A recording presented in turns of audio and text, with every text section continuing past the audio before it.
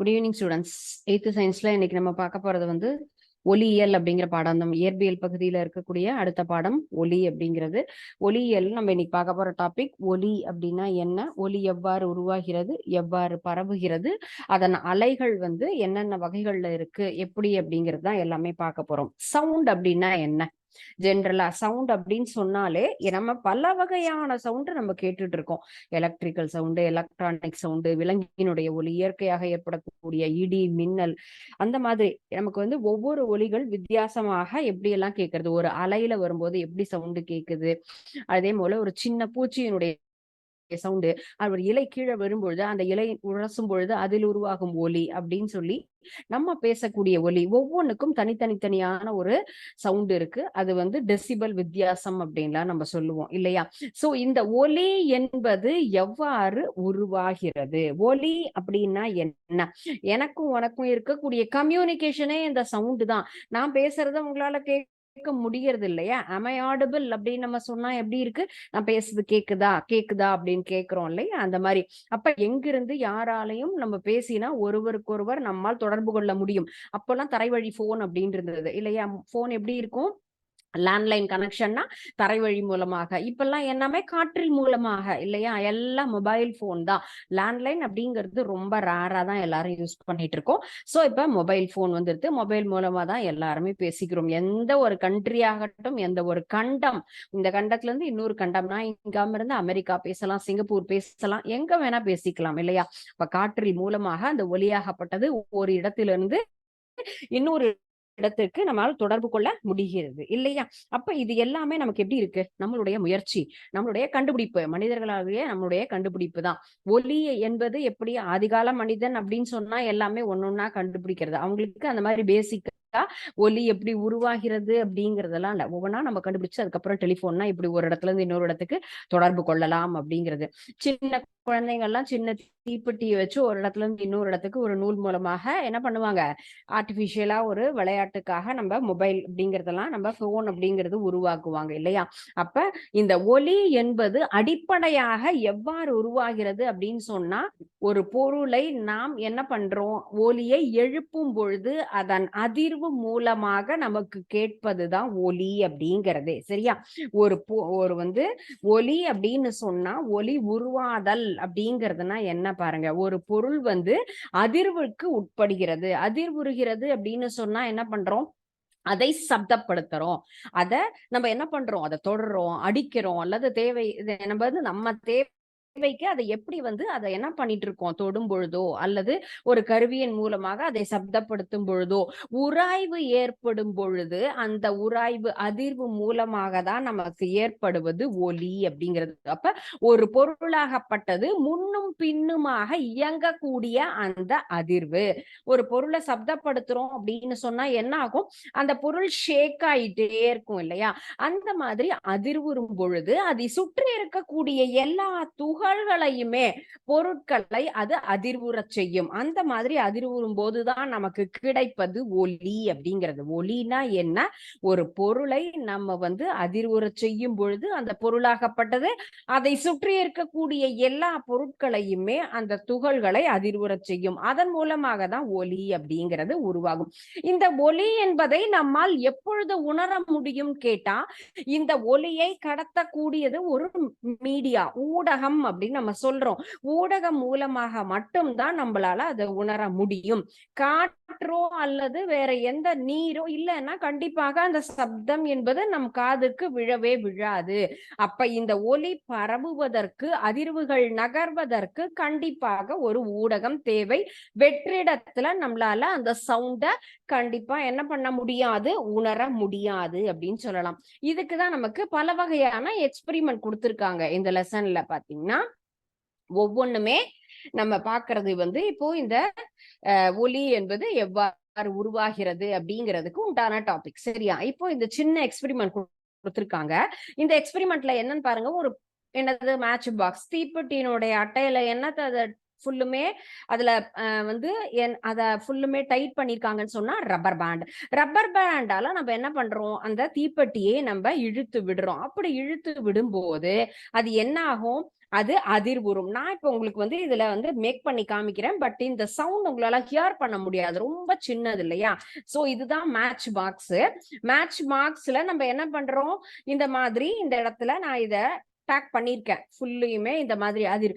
அப்ப நான் இதை இழுத்து விடும்போது இது என்ன ஆகும்னு கேட்டா ஃபுல்லும் அதிர்வுறும்.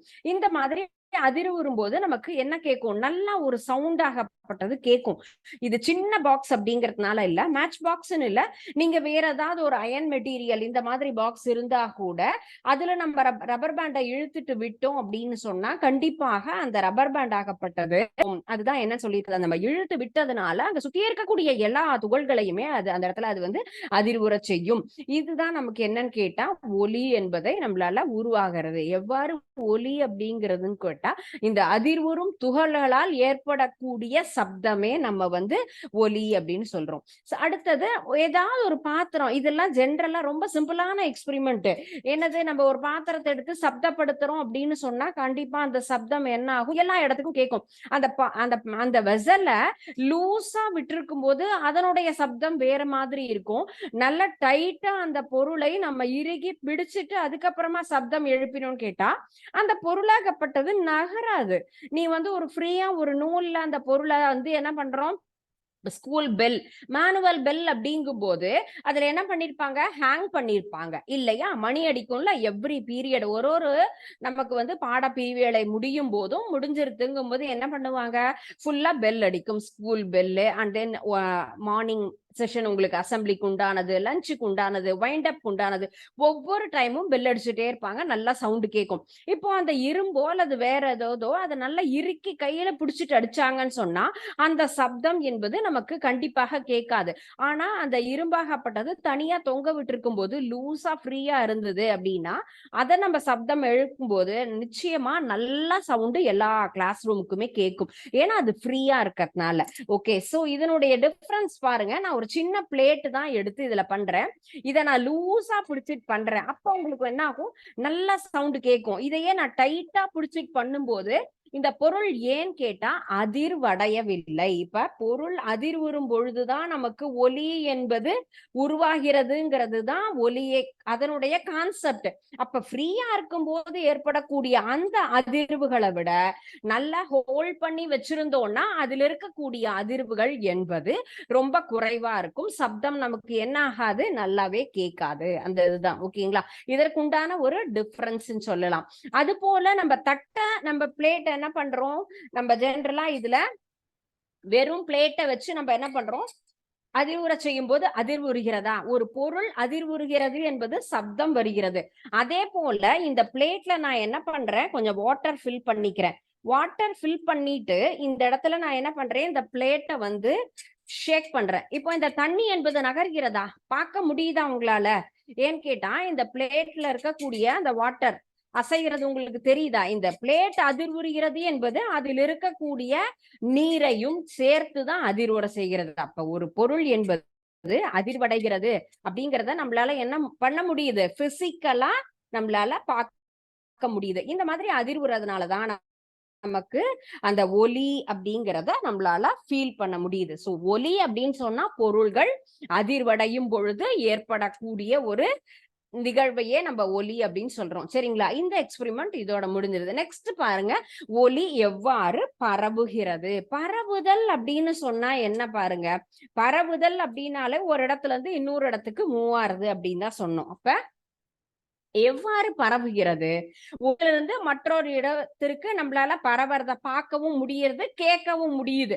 நான் இங்க தட்டா உங்களுக்கு சப்தப்படுத்தினேங்கிறது உங்களால பார்க்கவும் முடிஞ்சது. அதுல இருக்கக்கூடிய தண்ணி அதிர்வுற்றதையும் நம்ம பார்த்தோம். அதே போல அதுல ஏற்படக்கூடிய சப்தத்தையும் அந்த ஒலி பரவுவது அப்படின்னு நம்ம உணர்றோம். அதற்கு என்ன கண்டிப்பாக ஒரு ஊடகம்ங்கிறது தேவை. அப்ப இந்த ஒலியினுடைய வேகம் என்ன அப்படின்னு சொன்னா அதற்குண்டான ஒரு எழுத்தை நம்ம என்ன சொல்லலாம், வி அப்படின்னு மென்ஷன் பண்ணலாம். இதுதான் பயணிக்கக்கூடிய ஒரு தொலைவு. ஏன்னா இதுல ஒரு சின்ன சின்ன ப்ராப்ளம்லாம் இருக்கு. அதை நம்ம சால்வ் பண்ணணும்னு சொன்னா அதற்குண்டான வாய்ப்பாடு சமன்பாடு நமக்கு தெரியணும். v is equal to n lambda அப்படிங்கிறது சமன்பாடு. n என்பது அதிர்வெண், லாம்டா என்பது அலை நீளம் அப்படின்னு நம்ம சொல்லலாம். ஓகே, சோ இதுல இருக்கக்கூடிய இந்த சின்ன சம் பாருங்க. இதை முடிச்சுட்டு நெக்ஸ்ட் அதுல இருக்கக்கூடிய அந்த பெல்ஜார் எக்ஸ்பெரிமெண்ட் சொல்றேன். ஃபர்ஸ்ட் சம் பாத்தீங்கன்னு சொன்னா என்ன கொடுத்திருக்காங்க உங்களுக்கு, அதுல ஒரு ஒலி என்பது 50 ஹெர்ட்ஸ் அதிர்வெண் மற்றும் 10 மீட்டர் அலைநீளம் கொண்டது. அப்ப அந்த ஒலியினுடைய வேகம் என்னன்னு கேட்டிருக்காங்க. அப்ப வேகம் அப்படின்னு சொல்லும் போது என்ன சொல்லலாம், வெலாசிட்டி. அதுக்குண்டான formula v is equal to n lambda. நமக்கு கொடுத்திருக்கிறது n as well as lambda ரெண்டுமே கிடைச்சிருக்கு. அப்ப என்ன பண்ணலாம், ரெண்டையும் ஈஸியா பெருக்கலாம். மல்டிப்ளை பண்ணும்போது நமக்கு கிடைக்கக்கூடிய இந்த ஒரு ஆன்சர் தான் அதனுடைய வேகம். v is equal to 500 metre second power -1. 50யும் 10யும் பெருக்கினா என்ன ஆன்சர் வரும், 500. அடுத்த சம் என்ன கொடுத்திருக்காங்க, ஒலி 5 ஹெர்ட்ஸ் அதிர்வெண் மற்றும் 25 மீட்டர் செகண்ட் -1 வேகம். வேகமும் கொடுத்துட்டாங்க, அடுத்தது அதற்குண்டான அதிர்வெண்ணும் கொடுத்துட்டாங்க. அப்ப நமக்கு என்ன தேவை, அலை நீளம். அப்ப அலை நீளம் அப்படின்னு சொல்லும் போது என்ன ஆகும், இந்த v is equal to n லாம்டானா லாம்டா நமக்கு லெஃப்ட் சைடு வந்துருதுன்னு சொன்னா இது என்ன ஆகும், வகுத்தலுக்கு மாறிடும். v by n 25 by நமக்கு கொடுத்திருக்கிறது என்னது, n-ம் v-யும் இருக்குங்கும் போது அப்ப n v by n சொல்லும் போது நமக்கு என்ன இருக்கு, 25 கீழ் நமக்கு 5 அப்படின்னு நம்ம இதை எடுத்துக்கலாம். அப்ப அது என்னது, 5 மீட்டர் அப்படின்னு நம்ம சொல்லலாம். ஓகே, v by n-ங்கும் போது 25 5 நம்ம வகுக்கிறோம் போது 1 5s are 5 and then 5 5s are 25 அப்படின்னு நம்ம எடுத்துக்கலாம். ஓகே, சோ இப்போ எப்படி நமக்கு v is equal to n லாம்டானா எதை எப்படி கொடுத்திருந்தாலும் இந்த மூணுலையும் நம்ம என்ன பண்ணலாம், எப்படி வேணா அந்த சம்ம நம்ம மாற்றி அதுக்கு தகுந்த மாதிரி நம்ம ஆன்சர் கண்டுபிடிச்சுக்கலாம். ஓகே, சோ இதுக்கு அடுத்தது இதற்கு ஊடகம் தேவை அப்படிங்கிறதுக்கு உண்டான எக்ஸ்பெரிமெண்ட் தான் இந்த பெல்ஜா. இதுக்குள்ளார மணி ஜாடி அப்படின்னு சொல்றது. இப்போ இந்த ஒரு க்ளோஸ்டு ஒரு ஜாடி மாதிரி இருக்கிறது, ஒரு கவர் பண்ண ஒரு கண்ணாடி மூடி உரை கொண்ட ஒரு வெசல். அதுல என்ன பண்றோம், நம்ம மொபைல் போனை ரிங் பண்ணிட்டு அதுல ஏதாவது ஒரு பாட்டை நம்ம ஆன் பண்ணிட்டு என்ன பண்றோம், உள்ள வைக்க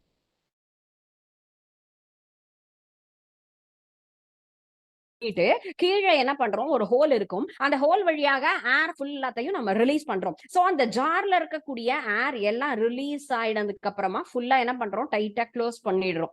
அந்த பம்பை வச்சு என்ன பண்றோம், ஃபுல்லா எல்லா ஜாரையும் அந்த உள்ள இருக்க காத்து எல்லாத்தையும் சக் பண்ணிட்டு நம்ம அதுக்கு முன்னாடி நம்மளால எப்படி ஃபீல் பண்ண முடிஞ்சதுன்னா அந்த பெல் ஜார்ல இருந்து கொஞ்சம் கொஞ்சம் சவுண்டாவது கேட்டுது.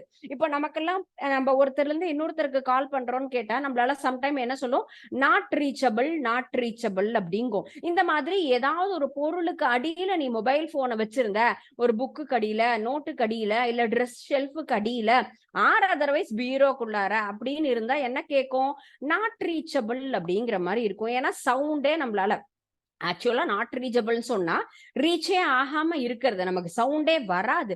ஆனா இந்த இடத்துல இந்த எக்ஸ்பெரிமெண்ட்ல நம்ம பாக்குறோம் அப்படின்னு சொன்னா உள்ள அந்த மொபைல் போனை ரிங் பண்ணிட்டு அல்லது பாட்டை ஆன் பண்ணிட்டு உள்ள வைக்கிறோம்னு சொன்னா கொஞ்சம் ஓரளவுக்கு நம்மளால ரொம்ப மெலிதா எங்கேயோ பாடுற மாதிரி சவுண்டு கேட்டுக்கிட்டே இருக்கும். அண்ட் தென் இங்க இருக்கக்கூடிய அந்த சக்ஷன் பம்பை வச்சு நம்ம என்ன பண்றோம், அதுல இருக்கக்கூடிய ஏர் எல்லாத்தையும் சக் பண்ணி எடுத்ததுக்கு அப்புறமா அதுல இருக்கக்கூடிய அந்த பாட்டினுடைய ஒலி நம்மளால கண்டிப்பாக கேட்கவே முடியாது.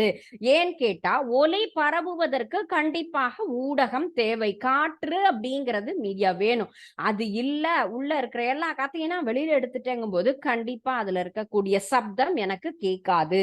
அதே போல நம்ம வெளியில இருக்கக்கூடிய அந்த சவுண்டுக்கும் கீழே தண்ணிக்குள்ளார வச்சு நம்ம கேட்கலாம்.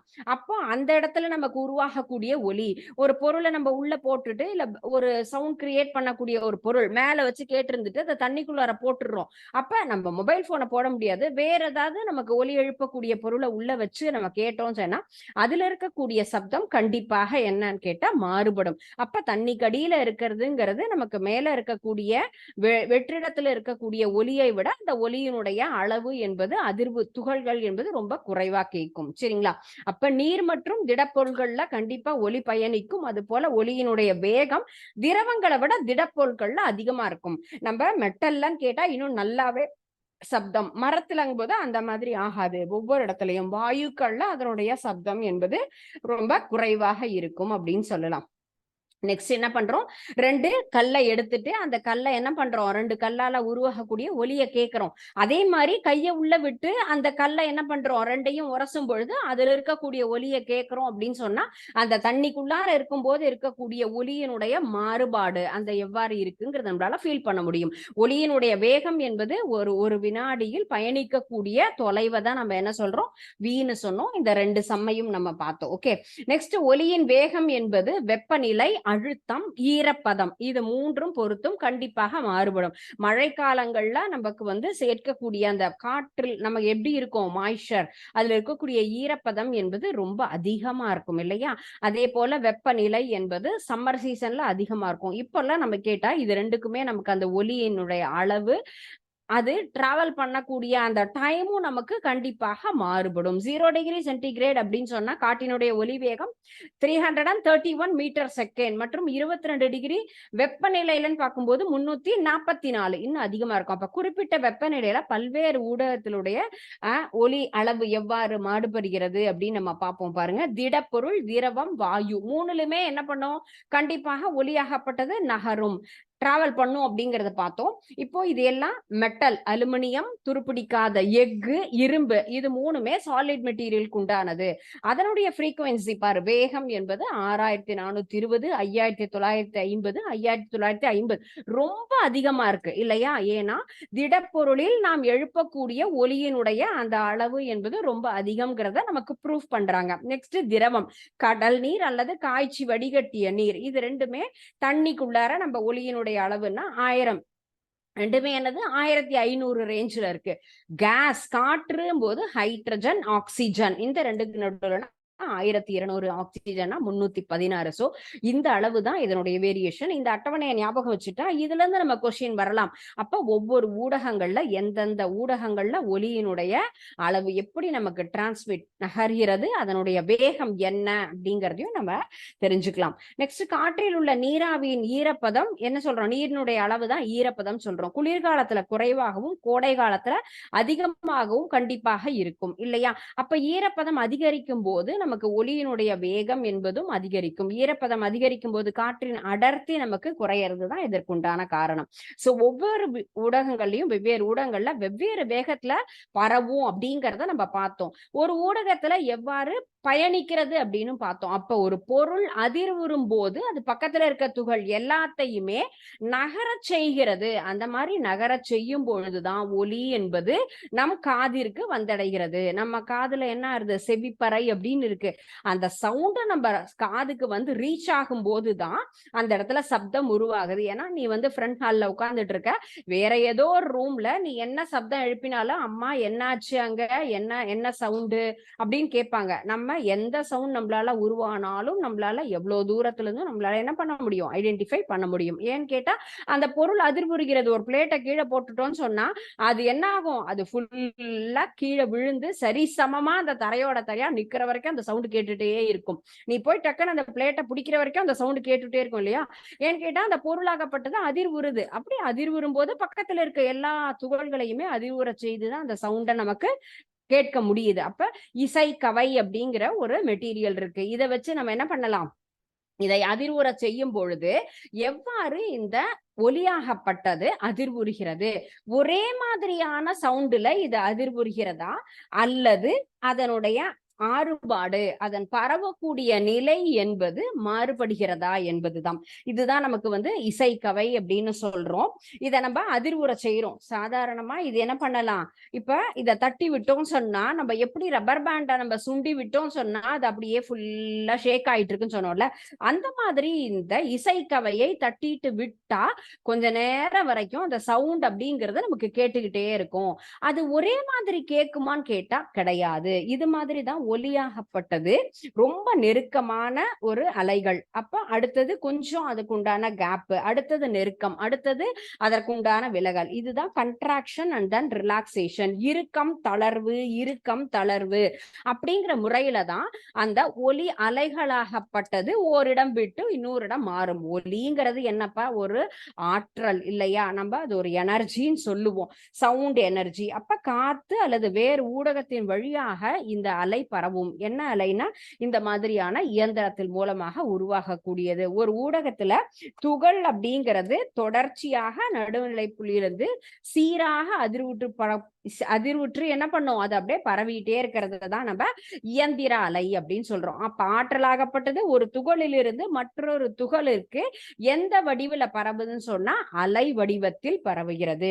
அதில் ரெண்டு நம்ம என்ன சொல்றோம், பிரிவுகளாக பிரிக்கலாம். ஒண்ணு குறுக்கலை, மற்றொன்று நெட்டலை அப்படின்னு சொல்லலாம். ஏன்னா இந்த கவை அதிர்வுறும் பொழுது நமக்கு என்ன கேக்குது, இதுதான் பாருங்க நம்ம சொன்ன இந்த டியூன் பண்ணும்போது என்ன ஆகும், நமக்கு இந்த அலை என்பது இப்படிதான் பரவும். தட்டி விட்டா அது ஃபுல்லும் இது ரெண்டும் கேட்கும். இதுதான் நம்மளுடைய ஹியரிங் பாக்ஸ், நம்ம கேட்கக்கூடிய காது, செவிப்பறை அப்படின்னு சொன்னா இந்த இடத்துல ரீச் ஆகும்.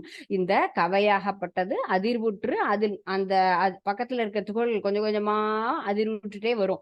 அது எந்த ரேஞ்சில நமக்கு ரீச் ஆகுதோ அந்த மாதிரி நம்மளால அந்த சவுண்ட கேட்க முடியும். அலை மூலமாக பரவுகிறது அப்படிங்கிறதுக்கு தான் இந்த எக்ஸ்பெரிமெண்ட். கேட்க முடியுதா உங்களால இந்த சவுண்ட? இந்த சவுண்ட் ஸ்பீக்கர் வழியா நமக்கு கேக்குது இல்லையா? அப்ப அலை மூலமாக போது இதே மாதிரிதான் சவுண்ட் நமக்கு ஃபுல்லா பரவிட்டே இருக்கு. இந்த சவுண்ட நம்மளால கேட்க முடியுது. ஒலி என்பது ஒரு இடத்திலிருந்து இன்னொரு இடத்திற்கு ஏதோ ஒரு ஊடகம் வழியாக, காற்று இந்த இடத்துல காற்று இருக்குங்கிறதுனால பரவுது. ஃபுல்லும் இப்படி சவுண்ட் இந்த ஸ்பீக்கர் வழியா வரும்போது இந்த மாதிரிதான் அலை வழியாக நமக்கு காதை வந்தடையும் அப்படின்னு நம்ம ஹியர் பண்ண முடியும்.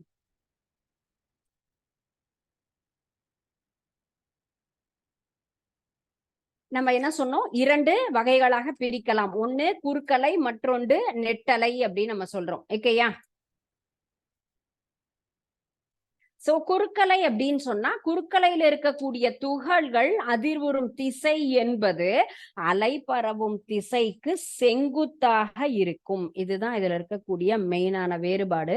குறுக்கலைக்கும் நெட்டலைக்கும் உண்டான ஒரு கான்செப்ட் என்ன டிஃபரன்ஸ்னு தெரிஞ்சுக்கணும்.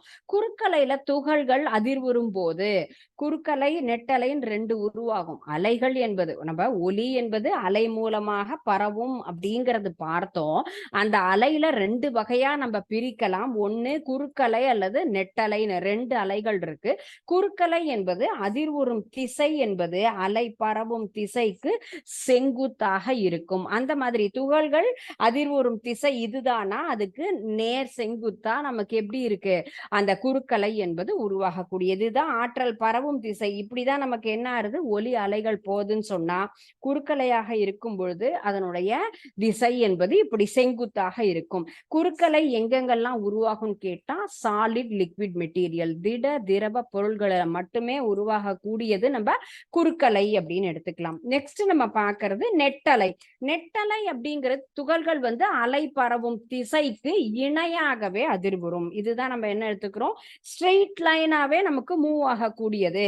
நெட்டலைங்கிறது துகள்கள் அலை பரவும் திசைக்கு இணையாக, குறுக்கலைனா செங்குத்தாக பரவுவதுன்னு சொல்லலாம்.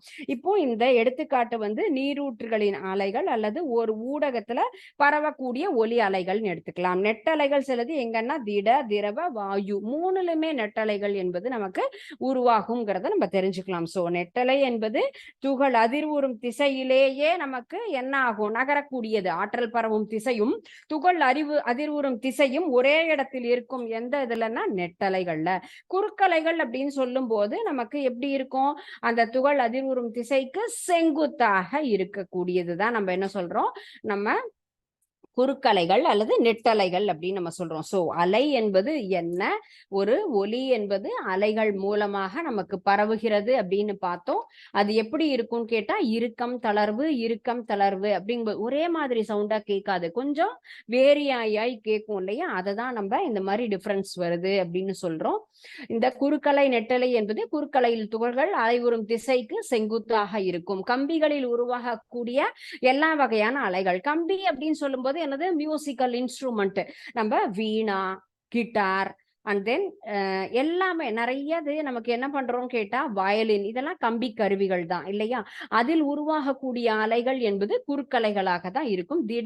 திரவங்கள்ல மட்டுமே உருவாகக்கூடியது. நெட்டலை அப்படிங்கிறது அந்த அலை பரவும் திசைக்கு அதே இணையான திசைகள், நீரூற்றுகளில் அலைகள் மற்றும் ஒரு ஊடகத்தில் பரவக்கூடிய ஒரு ஒலி அலை. நெட்டலைங்கள திரவ வாயு எல்லாத்திலையுமே நமக்கு உருவாகக்கூடியது. இப்போ இதனுடைய பண்புகள் அப்படின்னு எடுத்துட்டா நம்ம கேட்கக்கூடிய எல்லா ஒலிகளுமே எப்படி இருக்கும், ஒரே மாதிரியான வகை இருக்காது. ஒவ்வொரு ஒலியையும் வேறு வேறு மாறு நம்ம கேட்கலாம். ஏன் அது எதனால அப்படிங்கிறதுக்கு உண்டான ஒரு டிஃபரன்ஸ் தான் நம்ம அதனுடைய பண்புகளை பொறுத்து மாறுபடும். மெல்லிய ஒலியை உரத்த ஒலியிலிருந்து வேறுபடுத்துவதற்கு நமக்கு உதவக்கூடிய ஒரு சிறப்பியல்பே உரப்பு. உரப்பு அப்படின்னு சொன்னா என்னன்னு கேட்டா, ரொம்ப சவுண்டு மெலிசா கேக்குது அப்படின்னு சொன்னா அதுல இருந்து நமக்கு அதிகமான கேட்கக்கூடிய ஒலியை வேறுபடுத்தக்கூடிய ஒரு அமைப்பு தான் உரப்பு. ஒலியின் உரப்புங்கிறது அதனுடைய வீச்சு அப்படின்னு சொல்லுவோம். அந்த அலை பரவக்கூடிய அளவு தான். அலையினுடைய வீச்சு அதிகமா இருந்தா சப்தமா இருக்கும். அலையினுடைய வீச்சு குறைவாக இருக்கும்போது எப்படி இருக்கும், ரொம்ப மெலிதா இருக்கும். ஒரு குழந்தை பேசுறதுக்கும் ஒரு பெரிய ஸ்டூடெண்ட் பேசுறதுக்கும் உண்டான வித்தியாசம் இருக்கும் இல்லையா. அந்த குழந்தையினுடைய அளவுல எப்படி பேசுமோ அந்த ரேஞ்சில தான் பேசுவாங்க. ஆனா நமக்கு வயதுக்கு தகுந்த மாதிரி நம்மளுடைய ஒலி எப்படி இருக்கும், அதனுடைய வீச்சு அதிகமா இருக்குன்னு சொன்னா அப்ப அதனுடைய ஒலி அதிகமா நமக்கு சப்தம் கேட்கும். அப்ப மென்மையாக ஒரு மத்தளத்தை நம்ம மெதுவா என்ன பண்றோம், மார்னிங் ட்ரம் சவுண்டு இல்லையா. உங்களுக்கு அசம்பிளிக்கெல்லாம் ட்ரம்ஸ் எல்லாம் நீங்க வந்து ஃபாலோ பண்ணுவீங்களா, அல்லது ஒரு ஸ்போர்ட்ஸ் டே அப்படின்னு சொன்னா என்ன சொல்லுவோம், இனிஷியலா ஒரு ஃபங்க்ஷன் அப்படின்னு சொன்னா ட்ரம்ஸால சவுண்ட் மேக் பண்ணி அழகா எல்லாரும் இன்வைட் பண்ணுவோம். முதல்ல ஸ்டார்ட் பண்ணும் போதே ரொம்ப வேகமா இருக்குமா, இல்ல என்சிசி ஸ்டூடெண்ட்ஸ் அழகா வாக் பண்ண ஆரம்பிச்சிருக்காங்கன்னு சொன்னா என்ன பண்ணுவோம், பொறுமையா அந்த ட்ரம் சவுண்ட் ஆனது மெதுவா முதல்ல கேட்கும். அதுக்கப்புறமா வேகமா நடந்து வராங்க, அந்த ஃபங்க்ஷன் ஸ்டார்ட் ஆயிடுச்சுன்னா நல்ல வேகமா அதுக்கு தகுந்த மாதிரி மூவ்மெண்ட்டுக்கு தகுந்த மாதிரி ட்ரம் சவுண்ட் ஆகப்பட்டது வேரி ஆகும், ரொம்ப அதிகமாக உருவாகும். அப்ப மென்மையாக அடிக்கும் போது மெல்லிய ஒலியும், அதுவே வேகமா நம்ம அதை வந்து சவுண்ட் மேக் பண்றோம்னு சொன்னா சவுண்ட் அதிகமாகவும் நமக்கு கேட்கும். அப்ப அந்த அலையினுடைய வீச்சு அதுதான் சொல்றோம் டெசிபல், உரப்பு அல்லது டெசிபல். அந்த சவுண்டினுடைய அளவை தான் நம்ம என்ன சொல்றோம், தமிழ்ல உரப்பும் போ, இங்கிலீஷ்ல டெசிபல், டிபி அப்படின்னு நம்ம சொல்லுவோம். அலையின் வீச்சு என்பது அதிர்வுறும் துகள் ஒன்று மைய புள்ளியிலிருந்து எந்த அளவுக்கு அதிகபட்சமா அதனால டிராவல் பண்ண முடியுமோ கேட்கும். இப்ப நான் இங்கிருந்து பேசுறேன், கிளாஸ் ரூம்ல இருந்தா பிளே கிரவுண்டுக்கு தான் கேட்கலாம், உங்க வீட்டுக்கு கேட்குமா, இல்லையா, நாட் பாசிபிள் இல்லையா. அப்ப நம்மளுடைய துகள் அந்த அதிர்வுறக்கூடிய ஒலியினுடைய அளவு அவ்வளவுதான் இருக்கு. இவ்வளவு கிலோமீட்டர் இவ்வளவு மீட்டர் தான் டிரான்ஸ்மிட் ஆகும். ரொம்ப மெதுவா பேசுறவங்களை கூப்பிட்டு என்னதான் கத்தி கத்தி பேசினாலும் கேட்காது. டே அவன் பேசுனா பக்கத்து ரூமுக்கே கேட்காது, எப்படிடா கிரவுண்டுக்கு கேட்கும் அப்படின்னு சொல்லி இன்னொருத்தன் ரொம்ப சவுண்டா அழகா கூப்பிடுவாங்க இல்லையா.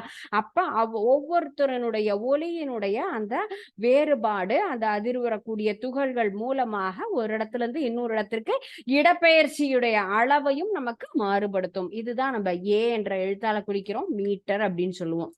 நெக்ஸ்ட் ஸ்ருதி. ஸ்ருதி அப்படிங்கிறது என்னது, நமக்கு ரொம்ப அழகா மெலிதா கேட்கக்கூடிய ஒரு ஒலி. ஒலியினுடைய ஒரு சிறப்பியல்பு சொல்லலாம், தளர்வான மற்றும் ரொம்ப அழகா கீச்சிடும் ஒலியை வேறுபடுத்தி அறிய உதவுவதுதான் ஸ்ருதின்னு சொல்றோம். நமக்கு வந்து அதிர்வெண் அதிகமா இருந்ததுன்னடா இதனுடைய ஸ்ருதி அதிகமா இருக்கும். ஸ்ருதி என்பது ஒரு ஒலிக்கு மென்மையை கொடுக்கும். விசில், மணி, புல்லாங்குழல், வயலின், இதனால எல்லாத்துக்குமே நமக்கு எதுல இருந்து நமக்கு வந்து கேட்கறதுன்னு சொன்னா இந்த ஸ்ருதி மூலமாக தான் நம்ம சவுண்ட் அப்படின்னு கேட்கலாம். இதுவே ஒரு கேர்ள்னுடைய வாய்ஸை விட நமக்கு பாயினுடைய வாய்ஸ் ஸ்ருதி அதிகமா இருக்கும். ஏன்னா அது நேச்சர், இயற்கை இல்லையா. பெண்ணினுடைய குரல் என்பது ரொம்ப பொதுவா மென்மையா இருக்கும்பாங்க. பாய்ஸ்ன்னு சொன்னா அந்த அடாலசன்ஸ் பீரியட் வரும்போது மோர் தேன் 15 இயர்ஸ் சொன்னா கண்டிப்பா அவங்களுடைய வாய்ஸ்ல ஒரு சேஞ்ச் உருவாகும் இல்லையா. அதுவும் ஒரு நம்ம அடலசன் பீரியட் அப்படிங்கறத உருவாக்குறது, அவங்களுடைய தொண்டையில இருக்கக்கூடிய அமைப்பு மாறி அது ஒரு பாய் அப்படிங்கிற மாதிரி கண்டிப்பாக நமக்கு மேல் கேண்டிடேட்னு சவுண்ட் வேரியேஷன் இருக்கும். அப்ப அந்த அதிர்வெண் என்பது நமக்கு மாறும் இல்லையா. பெண்ணினுடைய குரலை விட ஆணினுடைய குரல் என்பது நமக்கு ரொம்ப இதா இருக்கும், ரொம்ப சவுண்டா இருக்கும் இல்லையா? பெண்ணா சாஃப்டா இருக்கும் அப்படிங்கிறது நமக்கு தெரியும். ஏன்னு கேட்டா அந்த ஸ்ருதி மாறுபாடு அப்படிங்கிறது. தரம் தரம் சொன்னா ஒலியினுடைய இன்னொரு சிறப்பியல்பு சொல்லலாம். ஸ்ருதி மற்றும் வீச்சு கொண்ட 2 ஒலிகளை வேறுபடுத்த அறியறதுக்காக தான் அந்த தரம் நம்ம சொல்றோம். சரியா? நம்ம பார்த்தது உரப்பு அப்படின்னு பார்த்தோம். அடுத்தது நம்ம என்ன சொன்னோம்? ஸ்ருதி சொன்னோம், வீச்சு. அப்ப இது எல்லாத்தையும் நம்ம வேறுபடுத்துவதற்காக நம்ம அறியறதுக்கு தான் தரம் என்பது நமக்கு வரும். 2 இசை கருவிகள் உருவாக்கும் ஒலிகளுக்கு ஒரே ஸ்ருதி ஒரே உரப்பு இருக்கலாம். ஆனா ஒவ்வொரு கருவியும் உருவாக்கக்கூடிய ஒலியை அதனுடைய தரத்தின் மூலமாக நம்ம என்ன பண்ணலாம்? கேட்க முடியும். சோ கேட்கக்கூடிய தன்மை மற்றும் வரம்பு. நமக்கு வரம்பு அப்படின்னு சொன்னா எதெல்லாம் கேட்கலாம், எதெல்லாம் கேட்க முடியாது. நம்ம ஒரு சில நேரங்கள்ல ஒரு ஹார்ன் சவுண்ட் கேக்குது, ரோட்ல ஒரு பெரிய லாரி ஹார்ன் பண்றாங்கன்னு சொன்னா ஒரு சர்டன் ஸ்டேஜுக்கு முன்னாடி நம்மளே நம்ம காதை க்ளோஸ் பண்ணிப்போம். ஐயோ நாராசமா இருக்கு சொல்லுவோம். அந்த ஒலியை என்னால் கேட்கவே முடியவில்லை அப்படிங்கிற மாதிரி அந்த சவுண்டு. அப்ப அதனுடைய அளவு ஹெர்ட்ஸ்ன்னு சொல்லியிருக்கோம் இல்லையா? அப்ப நம்ம கேட்கக்கூடிய ஒலியினுடைய அளவு என்ன? இந்த கொஸ்டின் இப்ப மட்டும் இல்ல 10th வரைக்குமே நமக்கு இதுக்கு வரும். நம்ம கேட்கக்கூடிய ஒலி, அடுத்தது குற்றொலி, மீயொலி. குற்றொலினா மென்மையாக வருவது, அதிகமாக இருப்பது மீயொலி. அப்ப கேட்கக்கூடிய தன்மையை பொறுத்து வரம்பை, அந்த ஒலியினுடைய அதிர்வெண்ணை பொறுத்து 3 வகையா பிரிக்கலாம். ஒன்று கேட்கக்கூடியது குற்றொலி, மீயொலி. கேட்கக்கூடிய அளவுன்னா 20 ஹெர்ட்ஸ் டு 20,000 ஹெர்ட்ஸ். இது ரொம்ப இம்பார்ட்டன்டான ஒரு கொஸ்டின், நல்லா ஞாபகம் வச்சுக்கணும். இது மட்டும் தான் நம்மால் கேட்கக்கூடிய அளவுன்னு சொல்லலாம். 20 ஹெர்ட்ஸ் முதல் 20,000 ஹெர்ட்ஸ் வரை அதிர்வெண் கொண்ட ஒரு ஒலியை, அந்த ஒலியை மட்டும்தான் நம்மளால கேட்கக்கூடிய அளவு, கேட்கக்கூடிய ஒலி அப்படின்னு சொல்றோம். இந்த அதிர்வெண்ணுடைய ஒலிகளை நம்மளால கேட்கலாம். 20 ஹெர்ட்ஸுக்கு கீழேயோ 20,000 ஹெர்ட்ஸுக்கு மேலேயோ நம்மளால கேட்க முடியாது. நம்ம மனிதர்களுடைய வரம்பு 20 ஹெர்ட்ஸ் முதல் 20,000 ஹெர்ட்ஸ். இது ஒரு ரொம்ப இம்பார்ட்டன்டான question, just you underline it. Next குற்றொலி. குற்றொலி அப்படின்னா ரொம்ப குறைவு இல்லையா? ரொம்ப சின்ன பூச்சி ஒண்ணு சப்தம் எழுப்புறது அப்படின்லாம் கேட்டா ரொம்ப குறைவா தான் நமக்கு கேட்கும். அதெல்லாம் நம்மளால கேட்கவே முடியாது. அப்ப இதுதான் நமக்கு என்ன சொல்லலாம், மெயினா ஞாபகம் வச்சுக்கோ, 20 to 20,000. குற்றொலி என்பது பிலோ 20 ஹெர்ட்ஸுக்கும் கீழே குறைவாக அதிர்வெண் கொண்ட ஒலியதான் குற்றொலி. குற்றொலி என்றால் என்ன, அதனுடைய அளவு என்னன்னு கேட்டா 20 ஹெர்ட்ஸுக்கும் குறைவான அதிர்வெண் கொண்ட ஒலியையே குற்றொலி அப்படின்னு நம்ம சொல்றோம். இந்த ஒலியை மனிதர்களால் கேட்க முடியாது. யாரெல்லாம் கேட்பாங்க, யாரால முடியும்னா எந்தெந்த அனிமல் அப்படிங்கிறது இந்த கொஸ்டின் வரும். குற்றொலியை உணரக்கூடிய கேட்கக்கூடிய ஒரு விலங்குகள் எதுன்னு கேட்டா நாய், டால்பின். இந்த விலங்குகள் தான் 20க்கும் 70 ஹெர்ட்ஸுக்கும் கீழே இருக்கக்கூடிய அதிர்வெண் கொண்ட ஒலி அலைகளை கேட்கும் தன்மை கொண்டது. இதனாலதான் நம்ம என்ன பண்ணிருக்கோம், நாய ஃபுல்லுமே போலீஸ் டிபார்ட்மெண்ட்ல நமக்கு வந்து கண்டுபிடிப்பதற்காக எந்த ஒரு பிரச்சனைனாலும் ஃபர்ஸ்ட் மோப்பம் பிடிக்கிறதுக்காகவும் சவுண்டை கேட்கறதுக்காகவும் நாயை பயன்படுத்துறோம் இல்லையா? கண்காணிப்பு அமைப்புகள்ல படுத்துறோம். அடுத்தது மனித இதயத்தினுடைய அமைப்பையும் கண்டுபிடிப்பதற்கு இது ஏன்னா நம்ம அந்த சவுண்டை கேட்கறதுக்காக. மீயொலி நம்ம என்ன சொல்லியிருக்கோம், வரம்பு, நம்மளுடைய வரம்பு 20,000. அப்ப 20 to 20,000 ஞாபகம் வச்சுக்கலாம். மீயொலி என்பது 20,000க்கு மேல் இருப்பது, குற்றொலி என்பது 20க்கு கீழே. 20,000 ஹெர்ட்ஸுக்கு அதிகமாக இருக்க அதிர்வெண் கொண்ட ஒலியே மீயொலி எனப்படும். இது யாரெல்லாம் கேட்க முடியும்னா வவ்வால், நாய், டால்பின். இந்த 3 பேரும் தான் என்ன பண்ண முடியும், மீயொலியை பயன்படுத்துறோம். சோனோகிராம் அப்படிங்கிறது இது வந்து நம்ம மருத்துவத்துறையில பயன்படக்கூடிய ஒரு மீட்டர். அப்ப சோனார் அமைப்புல கடலினுடைய ஆழத்தை கண்டறியறதற்கும் நீர்மூழ்கி கப்பல் எங்க இருக்கு என்ன அப்படின்லாம் நம்ம வந்து கண்டறியறதுக்காகவும் இந்த ஒலிகளை பயன்படுத்தி நம்ம என்ன பண்றோம், அதை அந்த ஏரியால பயன்படுத்துறாங்க. மீயொலியின் மற்றொரு முக்கியமான பயன்பாடுன்னு சொன்னா கால்டன் விசில். இந்த விசில் மனித செவிக்கு நம்மளால கேட்க முடியாது, ஆனா நாய்களால கேட்க முடியும். நாய்களுக்கு புலனாய்வு பயிற்சியில இதுதான் கொடுத்து என்ன பண்ணுவாங்க, பயிற்சி கொடுப்பாங்க. ஓகே, சோ ஒரு வவ்வால் என்பது 20,000 ஹெர்ட்ஸை விட அதிக அதிர்வெண் கொண்ட ஒலிகளை கேட்க முடியும். வவ்வால் அலரும் போது மீயொலி உருவாகும்.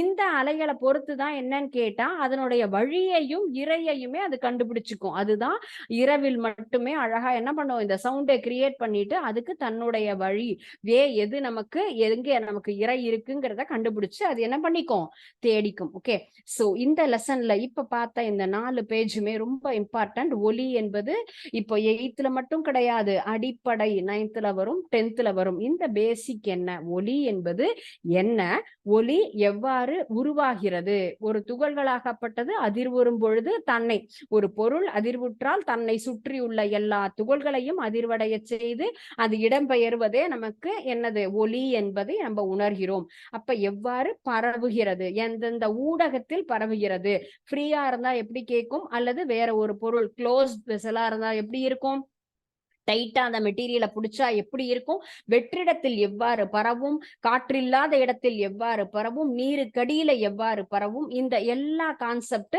பிளஸ் இந்த சம், இதுவும் இந்த சம் கண்டிப்பா கேட்பாங்க. சோ இந்த சம் எப்படி, அடுத்தது எவ்வாறு ஒலி என்பது நகர்கிறது, அதிர்வுறும் இசை கவையை வச்சு எப்படி நமக்கு வந்து இந்த ஒலியாகப்பட்டது நகர்கிறது அப்படின்னு பார்த்தோம். ஒலி என்பது அலைகள் மூலமாக பரவுகிறது. எத்தனை வகை அலைகள் இருக்கு, நமக்கு இயந்திர அலையை வந்து 2 வகையா பிரிக்கலாம், குறுக்கலை, நெட்டலை. குறுக்கலை என்றால் என்ன, நெட்டலை என்றால் என்ன, எவ்வாறு அது நகர்கிறது, ஒலியினுடைய பண்புகள் என்ன, அது வந்து உரப்பு, ஸ்ருதி, அடுத்தது நம்ம ரெண்டையும் அது என்னங்கிறத பார்த்தோம். நெக்ஸ்ட் கேட்கக்கூடிய தன்மையை மற்றும் வரம்பை பொறுத்து 3 வகையா பிரிக்கலாம். கேட்கக்கூடிய ஒலி, குற்றொலி, மீ ஒலி, இந்த 3ம் அதனுடைய டிஃபரன்ஸ் என்னன்னு பார்த்தோம். நெக்ஸ்ட் கிளாஸ்ல இந்த இசை கருவிகள்னா என்ன, அடுத்தது இந்த காதினுடைய அமைப்பு. இந்த காது, இந்த கொஸ்டின் நமக்கு ரொம்ப இம்பார்ட்டன்ட். மனித காதில் ஒலியை எவ்வாறு நம்ம உள்வாங்கி எப்படி நமக்கு அந்த சவுண்டுங்கிறது ரீச் ஆகுது, எந்தெந்த இடத்துல நமக்கு வந்து இருக்கு, எப்படி அந்த ஒலியாகப்பட்டது நகர்கிறதுங்கிறது ரொம்ப முக்கியமான ஒரு கேள்வி. அதை நாம நெக்ஸ்ட் கிளாஸ் பார்க்கலாம். சோ இப்போ இந்த பாடத்தை இன்னைக்கு நடத்தின கான்செப்ட் எல்லாத்தையுமே ஃபுல்லா படிச்சு பாருங்க. டவுட் இருந்தது ஏதாவது ஒரு பகுதியில நெக்ஸ்ட் கிளாஸ் கேளுங்க. இப்போ நான் உங்களுக்கு வந்து அந்த MCQ மல்டிபிள் சாய்ஸ் கொஸ்டின் இருக்கு இல்லையா, அதை நான் உங்களுக்கு கொடுக்குறேன். இது போன நமக்கு வந்து டெஸ்ட்ல இருக்கக்கூடியதுதான், சரிங்களா? சாரி, போன சாப்டர்ல இருக்கக்கூடிய கான்செப்ட்ல இருந்து தான் இந்த கொஸ்டின்ஸ் எல்லாம் வந்திருக்கு. நம்ம பார்த்தது என்னது, மின்னியல் தான் பார்த்தோம் இல்லையா, மின்னியல் பாடத்துல இருந்து தான் இந்த 10 கேள்விகள் இருக்கு. இதற்கு உண்டான பதில்களை எப்படி நீங்க ரெகுலரா எழுதுவீங்களோ அதே போல எழுதி சப்மிட் பண்ணுங்க. ரொம்ப ஈஸியான கொஸ்டின்ஸ், லெசனை கான்சென்ட்ரேட் பண்ணியிருந்தாலே நிச்சயமா உன்னால ஆன்சர் பண்ண முடியும். ஒரு அணுவில் உள்ள எலக்ட்ரான்களின் எண்ணிக்கையும் டேஷ் எண்ணிக்கையும் சமம். என்னது நமக்கு, அது புரோட்டானா, எலக்ட்ரானா, நியூட்ரானா, யாரும் சேமா இருப்பாங்க, எலக்ட்ரானும் யாரும் இணையாக இருப்பாங்க, எந்த எண்ணிக்கை நம்ம வந்து அணுவில் வந்து சமமாக இருக்கும் அப்படிங்கிறதுக்கு. ஓகே, செகண்ட் கொஸ்டின், நமக்கு வந்து ஒரு பொருளை நம்ம தேய்க்கும் பொழுது என்ன ஆகும், மற்றொரு பொருளுக்கும் மின்துகள்கள் இடமாற்றம் அடைகிறது அப்படின்னு தான் நம்ம கேட்டிருக்கோம் இல்லையா. எந்த மாதிரி இடமாற்றம் அடைகிறது அப்படின்னு சொன்னா, உராய்வு மூலமா, கடத்துதல் மூலமாகவா, அல்லது மின் தூண்டல் மூலமாகவா அப்படிங்கிறது தான், சரிங்களா. நம்ம ஒரு பொருள்ல இருந்து மற்றொரு பொருளுக்கு என்ன ஆகுது, மின் துகள்கள் வந்து நமக்கு வந்து டேஷ் எத்தனை முறை நமக்கு வந்து வருது அப்படின்னு தான் கேட்டிருக்கோம். அப்ப இத 3 நமக்கு வந்து அதுல கொடுத்துருக்கேன், நம்பரை மட்டும்தான் கேட்டிருக்கேன். ரொம்ப ஏன்னா நான் நம்பருக்கு பதிலா இந்த பேர் எல்லாத்தையும் கொடுத்திருக்கேன், நீங்க என்னங்கிறத நீ ஐடென்டிஃபை பண்ணு. ஓகே, நெக்ஸ்ட் கொஸ்டின்,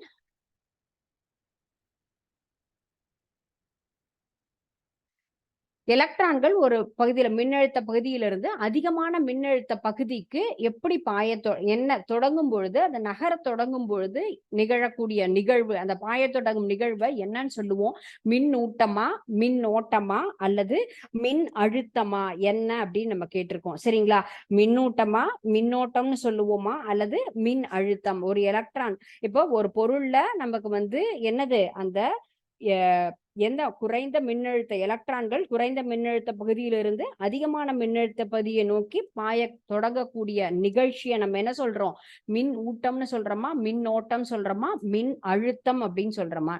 பொருள் ஒன்றில் டேஷ் இருப்பதை கண்டறிய பயன்படக்கூடிய அறிவியல் கருவிதான். என்ன இருக்குங்கிறத நம்ம ஐடென்டிஃபை பண்றோம்.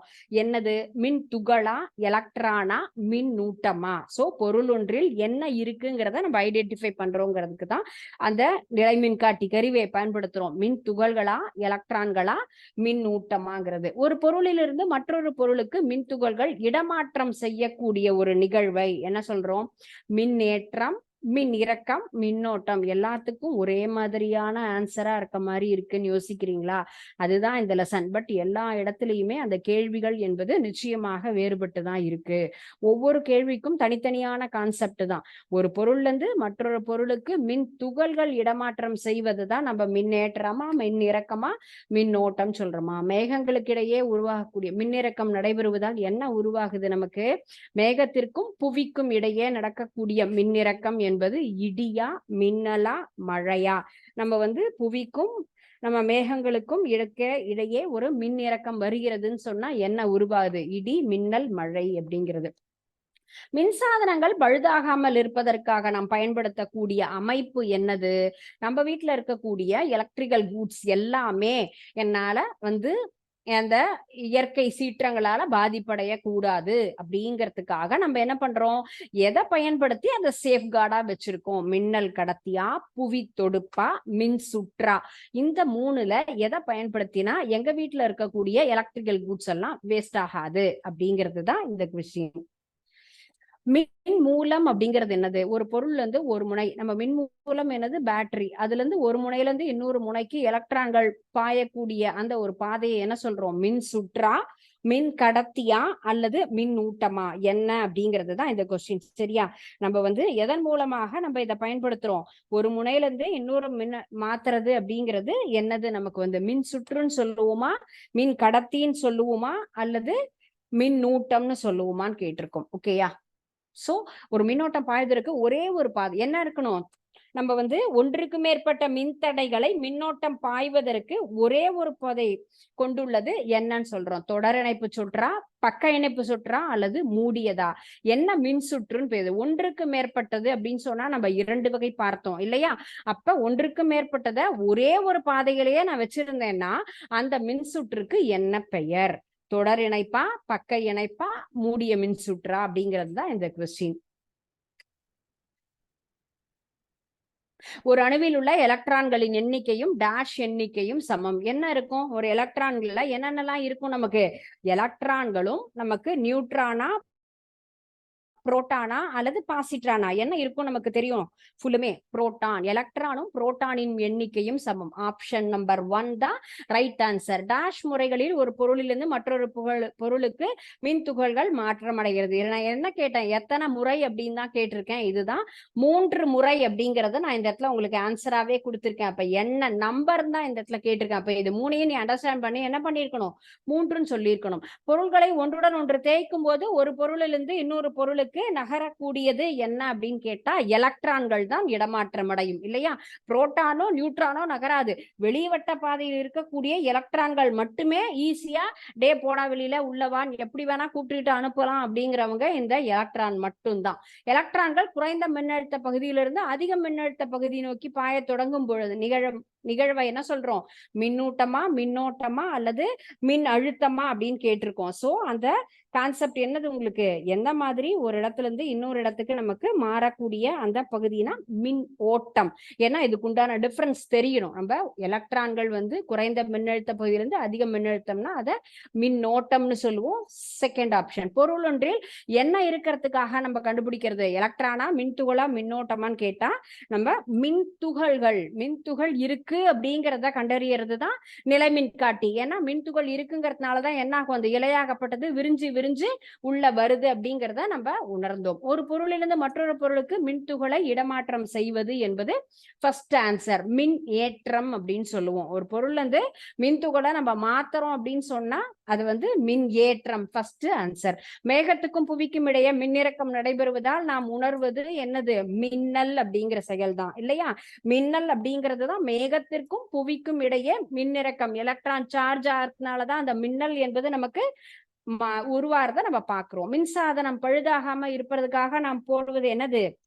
சொல்றது நம்ம புவி தொடுப்பு அப்படிங்கிறது தான். சரிங்களா? சோ புவி தொடுப்பு அப்படிங்கறத நம்ம அமைப்பு தான் என்னன்னு கேட்டா மின்சாதனங்கள் பழுதாகாம, எர்த் வயர் அப்படின்னு சொல்றோம்ல அதுதான். மின் மூலம்னா பேட்டரி மூலமாக ஒரு முனையில இருந்து மற்றொரு முனைக்கு எலக்ட்ரான் பாய்வதை என்ன சொல்றோம்? மின் சுற்று. மின் சுற்று அப்படின்னு தான் சொல்லுவோம். இதுதான் ஃபர்ஸ்ட் ஆன்சர். ஒன்றுக்கு மேற்பட்ட மின்தடைகள் நேராக ஒரே பாதையை கொண்டிருந்தால் அதுதான் தொடர் இணைப்பு சுற்று. ஏன்னா சிங்கிள் லைன். பக்க இணைப்பு அப்படின்னா தனித்தனியா இருக்கும். ஒரே பாதையில நமக்கு பேட்டரி இருக்கும், அடுத்தது உங்களுக்கு ஒயர் கனெக்ஷன் இருக்கும், சாவி இருக்கும், அடுத்தது மின் தடை எல்லாமே ஒரே இடத்துல இருக்குன்னா அதுதான் தொடர் இணைப்பு சுற்று அப்படிங்கிறது. ஓகே, சோ இந்த கொஸ்டின்ஸ் எல்லாமே ரொம்ப ஈஸியா தான் இருக்கு. நீங்க லெசனை கவனிச்சிருந்தீங்கன்னா கண்டிப்பாக இதற்கு நல்ல மதிப்பெண் வாங்கலாம். சின்ன சின்ன கான்செப்ட் இது எல்லாம் புரிஞ்சாலே நம்மளால ஒரு பெரிய கொஸ்டினே என்ன பண்ண முடியும், கண்டிப்பாக மேக் பண்ணி எழுத முடியும். ஓகே, சோ இந்த சாப்டர் இதோட க்ளோஸ் ஆகுது. சாரி, இந்த செஷன். நெக்ஸ்ட் கிளாஸ்ல இன்னைக்கு நடத்தினதுல ஏதாவது டவுட் இருந்தது அப்படின்னு சொன்னா கேளுங்க, எக்ஸ்பிளைன் பண்றேன். Remaining chapter next class continue பண்ணலாம். Thank you students. வாழ்க பாரதம், வெல்க தமிழகம்.